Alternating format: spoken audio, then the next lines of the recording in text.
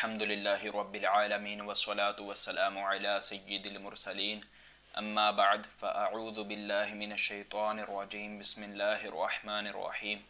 پیارے پیارے اسلامی بھائیو، انشاءاللہ عز و جل آج ہم مؤمنین کی صفات کے متعلق سماعت کریں گے۔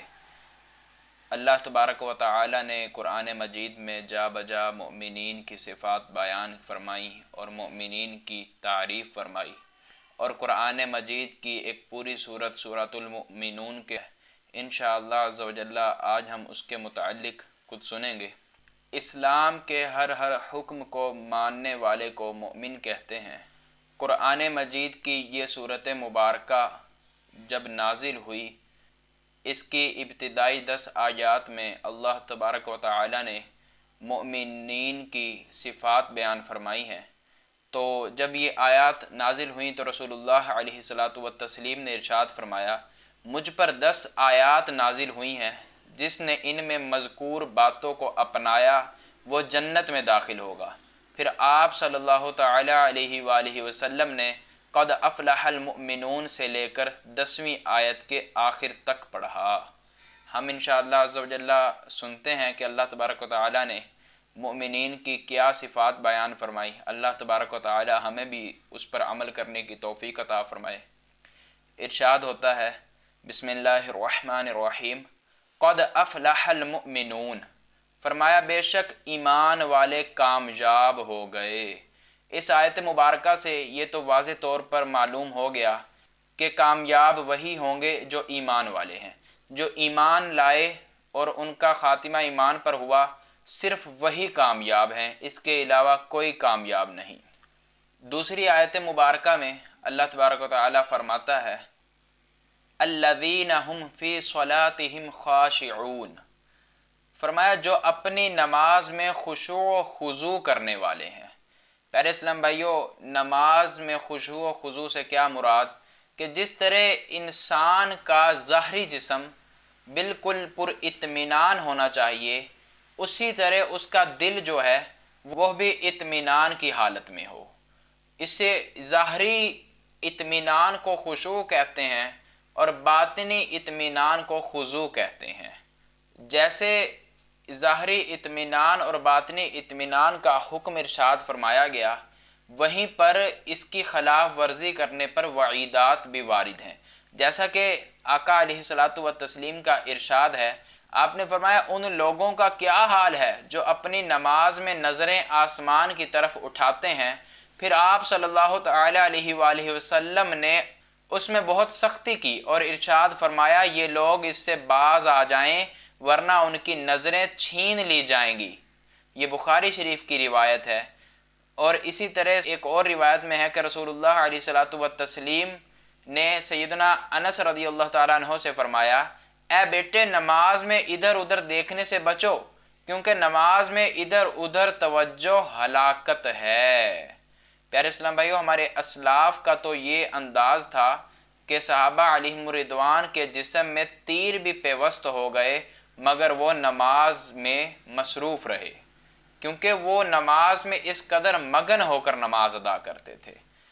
آگے اللہ تبارک و تعالی ارشاد فرماتا ہے آیت نمبر 3 میں، ایمان والوں کی دوسری صفت ارشاد فرمایا والذین هم عن اللغو معرضون، اور وہ جو فضول بات سے منہ پھیرنے والے ہیں۔ اب فضول بات سے کیا مراد ہے؟ علامہ احمد ساوی علیہ رحمہ آپ فرماتے ہیں لغو سے مراد ہر وہ قول، فعل اور ناپسندیدہ یا مباح کام ہے جس کا مسلمان کو دینی یا دنیاوی کوئی فائدہ نہ ہو، جیسے مذاق مسخری، بیہودہ گفتگو، کھیل کود، فضول کاموں میں وقت ضائع کرنا، شہوات پوری کرنے میں ہی لگے رہنا وغیرہ، وہ تمام کام جن سے اللہ تعالیٰ نے منع فرمایا ہے۔ خلاصہ یہ ہے کہ مسلمان کو اپنی آخرت کی بہتری کے لیے نیک اعمال کرنے میں مصروف رہنا چاہیے، یا وہ اپنی زندگی بسر کرنے کے لیے بقدر ضرورت مال یعنی حلال مال کمانے کی کوشش میں لگا رہے۔ یہ یعنی ہر لغو کام جس میں نہ دنیا کا فائدہ نہ آخرت کا فائدہ، ہر وہ کام لغو اور فضولیات میں آتا ہے، اور اس سے بچنا یہ ایمان والوں کی صفت ہے۔ جیسے ایک روایت میں رسول اللہ علیہ الصلاۃ والتسلیم نے ارشاد فرمایا، آدمی کے اسلام کی اچھائی میں سے یہ ہے کہ وہ لا یعنی چیز چھوڑ دے، یعنی جس کا کوئی معنی نہیں، کوئی مطلب نہیں، فضول کام ہے، اسے چھوڑ دے۔ یہ آدمی کے اسلام کی خوبی ہے۔ آگے ایمان والوں کی تیسری صفت بیان ہوتی ہے۔ اللہ تبارک و تعالی ارشاد فرماتا ہے والذین هم للزکاة فاعلون، اور جو زکوٰۃ دینے کا کام کرنے والے ہیں۔ اس میں زکوٰۃ دینے کا ارشاد فرمایا۔ سیدنا انس بن مالک رضی اللہ تعالیٰ عنہ سے روایت ہے، رسول اللہ علیہ الصلوۃ والتسلیم نے ارشاد فرمایا اپنے مال کی زکوٰۃ نکال کہ وہ پاک کرنے والی ہے، تجھے پاک کر دے گی۔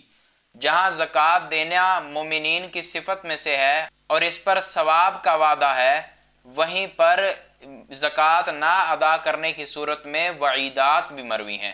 جیسا کہ رسول اللہ علیہ الصلوۃ والتسلیم نے ارشاد فرمایا جس کو اللہ تعالیٰ مال دے اور وہ اس کی زکوٰۃ ادا نہ کرے تو قیامت کے دن وہ مال گنجے سانپ کی صورت میں کر دیا جائے گا، جس کے سر پر 2 نشان ہوں گے، وہ سانپ اس کے گلے میں توق بنا کر ڈال دیا جائے گا، پھر اس کی باچھیں پکڑے گا اور کہے گا میں تیرا مال ہوں اور میں تیرا خزانہ ہوں۔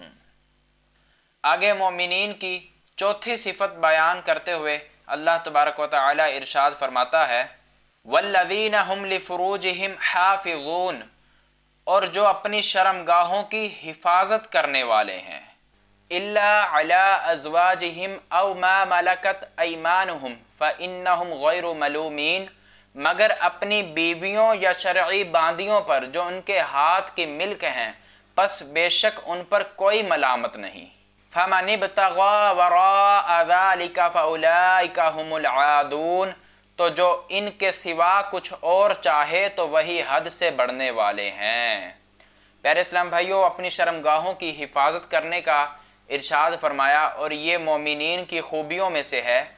آئیے مزید سنتے ہیں۔ رسول اللہ علیہ الصلوۃ والتسلیم نے ارشاد فرمایا جو شخص میرے لیے اس چیز کا ضامن ہو جائے جو اس کے جبڑوں کے درمیان میں ہے یعنی زبان کا، اور جو اس کے دونوں پاؤں کے درمیان میں ہے یعنی شرمگاہ کا، میں اس کے لیے جنت کا ضامن ہوں۔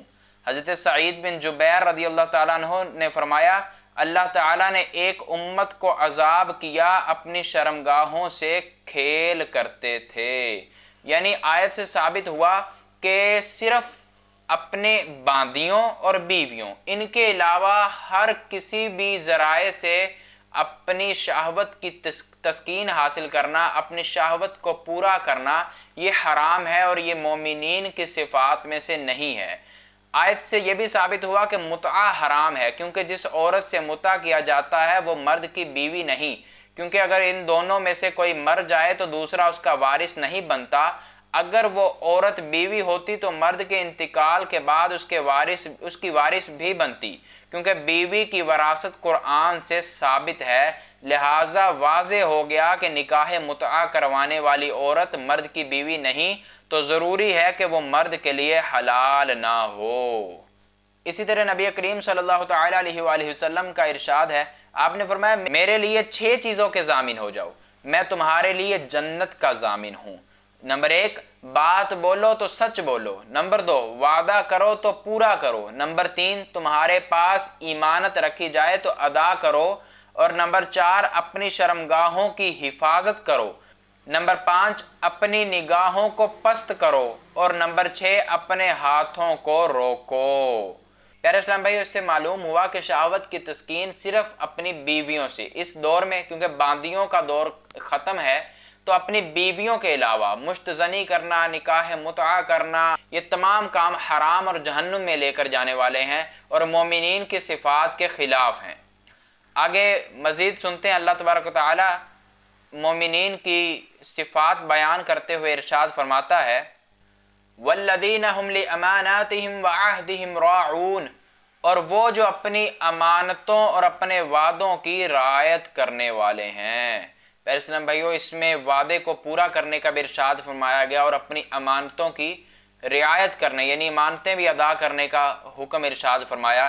جیسا کہ ہم نے اوپر ایک حدیث پاک جو سنی تو اس میں ایک جو رسول اللہ علیہ الصلوۃ والتسلیم نے 6 چیزوں کی ضمانت مانگی کہ میں اس کے بدلے میں تمہارے لیے جنت کا ضامن ہوں، اس میں تیسرے نمبر پر یہ ارشاد فرمایا کہ تمہارے پاس امانت رکھی جائے تو ادا کرو، اور دوسرے نمبر پر ارشاد فرمایا وعدہ کرو تو پورا کرو۔